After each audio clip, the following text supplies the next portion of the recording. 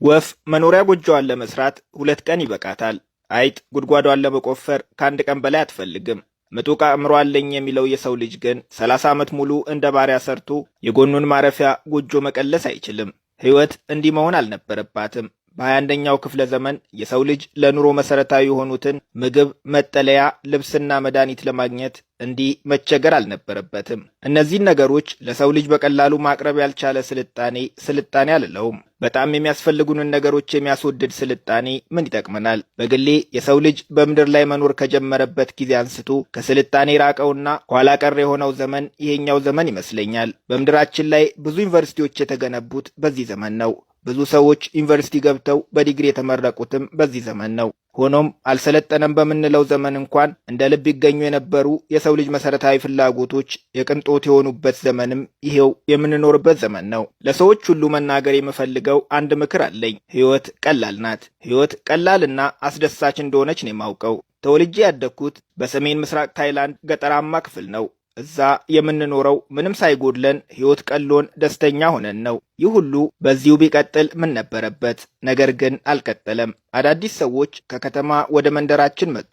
ሰዎቹ ባመጡት ቴሌቪዥን ባንኮክን አየናት። ድሃ እንደሆንን ነገሩን። ሀብታም ለመሆን ስኬታማ መሆን አለባችሁ። ስኬታማ ለመሆን ደግሞ ገጠር ትክክለኛው ቦታ አይደለም፣ ወደ ከተማ መሄድ አለባችሁ አሉን። ይህንን ስሰማ ወደ ባንኮክ መሄድ ፈለግኩ። የማላውቀው ከተማ ናፈቀኝ። ስኬትን ፍለጋ ፔስታሌን ሸክፌ ተነሳው። ባንኮክ ስገባ ነገሩ ሌላ ነው። ባንኮክ ገጠር የነበረኝን ደስታ ነጠቀችኝ። ባንኮክ መምጣት ብቻ ስኬታማ ያደርግ መስሎሃል አሉኝ። ስኬት ሩቅ ናት። ልደርስባት ከፈለክ መጀመሪያ ጎብዘ ተማር፣ ቀጥሎም ጠንክረ ስራ አሉኝ። ትምህርት ቤት ገባው። ከትምህርት ስመለስ በቀን ለ8 ሰዓት መስራት ጀመርኩ። ይህም ሆኖ በገጠር እንደ ልብ እጫወትበት የነበረው ምግብ እዚህ የለም። ተምሬና ሰርቼ ቤት ስገባ የምበላው ይርበኛል። የምኖርበት ቤት የለኝም። እኔና መሰሎቼ ለፍተን በምናገኛት ትንሽዬ ገንዘብ የተከራየናት ቤት እጅግ ጠባብ በመሆኗ ተፋፍገን የምንተኛው። ራሴን መጠየቅ ጀመርኩ። ስኬታማ ለመሆን ጠንክሬ በሰራው ቁጥር ሕይወት ለምን የበለጠ እየከበደች መጣች?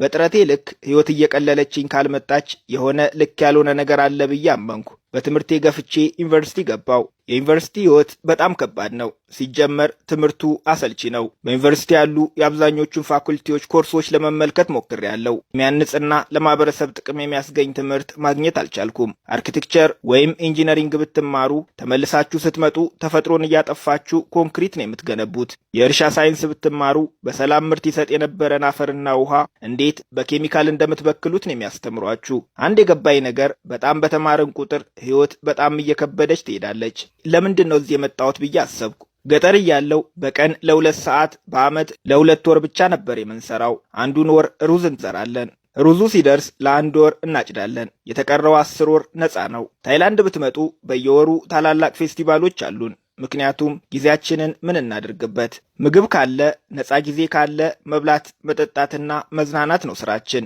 በታይላንድ ገጠራማ ስፍራ ሁሉም ሰው ቀን ቀን የመተኛት ልማድ አለው። ምሳችንን በልተን ስንጨርስ ናፕ እናደርጋለን። ስንነቃ ከቤተሰቦቻችን ጋር ጊዜ ይኖረናል። ቀጥሎ ከራሳችን ጋር የምናጠፋው ብዙ ጊዜ አለን። የሰው ልጅ ከራሱ ጋር ጊዜ ሲያሳልፍ ራሱን መረዳት ይጀምራል። ራሱን የተረዳ ሰው በሕይወቱ ምን እንደሚያስፈልገው ያውቃል። የሰው ልጅ እዚህ ምድር ላይ ሲኖር በዋናነት የሚያስፈልጉት ፍቅርና በሕይወት መደሰት ናቸው። እነዚህን ነገሮች በባንኮክ ላገኛቸው አልቻልኩም። እነዚህን ነገሮች ማግኘት ወደምችልበት ወደ ቀደመ ኑሮዬ መመለስ አለብኝ ብዬ ወሰንኩ። ወደ ገጠር ተመልሼ የእርሻ ሥራ ጀመርኩ። ቤተሰቦቼ 6 ናቸው። እንደ ድሮዬ በዓመት ለ2 ወራት መስራት ጀመርኩኝ።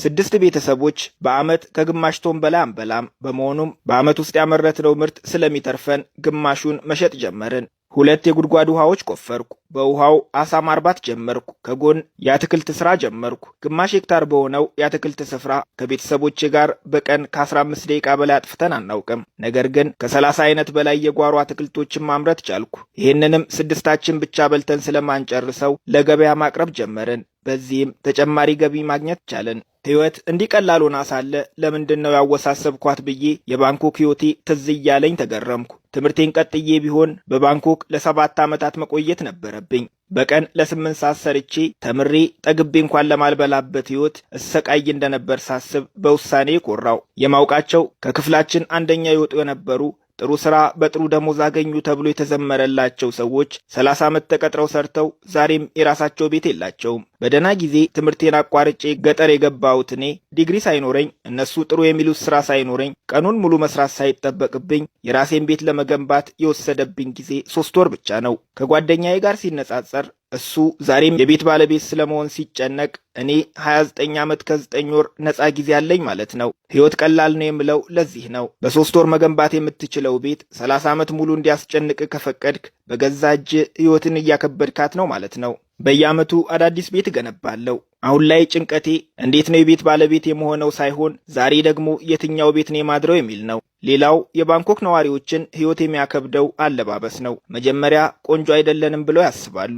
ቆንጆ እንዳልሆኑ የሚነግራቸው የቁንጅና ስታንዳርድ የሚያወጣላቸው ሚዲያው ነው። በመሆኑም በሚዲያው መስፈርት መሰረት ቆንጆ ሆኖ ለመገኘት ቴሌቪዥን ላይ እንደሚያዩአቸው አክተርና አክትረሶች ለመሆን ይጥራሉ።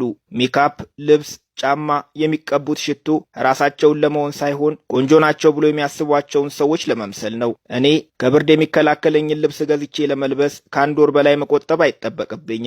የገዛሁትን ልብስ ለብሼ መስታወት ፊት እቆማለሁ።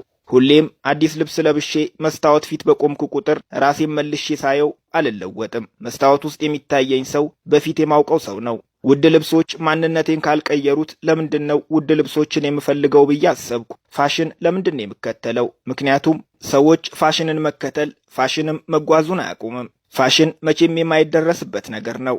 የማንደርስበትን ነገር ለምን እንከተላለን? እስኪ በያለንበት እንቁምና በምንከተለው ነገር ሳይሆን ባለን ነገር ደስተኛ እንሁን። ፋሽን ብቻ ሳይሆን በሕይወታችን የምንገዛውን ምንም አይነት ነገር መግዛት ያለብን ወድጄዋለሁ ወይ ብለን ሳይሆን ያስፈልገኛል ወይ ብለን መሆን አለበት። ወደ ገጠር ሲሄድ ሁሌም የሚያስጨንቀኝ ነገር ቢኖር ብታመም የት እታከማለሁ የሚል ሐሳብ ነው። ገጠር ሲሄድ የገባኝ ግን ህመሞች ሁሉ የስህተቶቻችን ውጤት ናቸው። የምንታመመው ማድረግ የሚገባንን ባለማድረጋችን ወይም ማድረግ የሌለብንን በማድረጋችን ነው። እነዚህን ነገሮች ማወቅ ከብዙ በሽታዎች ይከላከላል። ህመሙ ቢከሰት እንኳን በገጠር እነዚህን ህመሞች ለመፈወስ የሚሆኑ በቂ ዕውቀቶች አሉ። እነዚህን ዕውቀቶች ሁሉ አሁን ላይ ተምሬያቸዋለሁ። አሁን ላይ በሕይወቴ የሚሰማኝ ነጻነት ነው። ፍርሃት የለብኝም። እዚህ ምድር ላይ እኔ ልዩ ሰው ነኝ።